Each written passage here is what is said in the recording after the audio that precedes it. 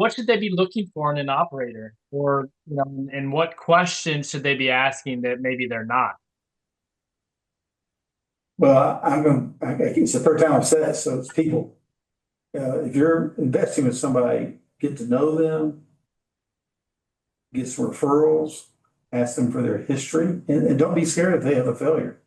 Do not be scared if they have one or two bad deals or some bad deals. It's happened to everybody. Talk to them about how they try to stop it. What did they do? Did they run and just say, tough luck, they lost money, or they worked hard for 3 or 4 years and did the best they could? But I think the person you invest with is the single biggest ingredient of success. Are they persistent? Are they dedicated? Are they going to protect you?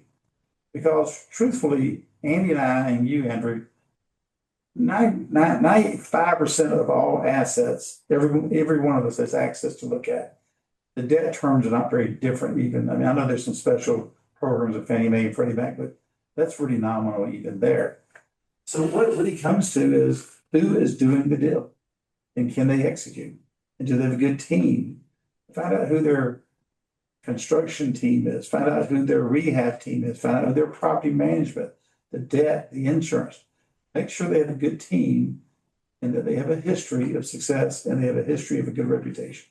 We've lost more money on doing business with bad people than we have on bad deals. You just think somebody's a good guy and turns out they're not. And I now have a rule.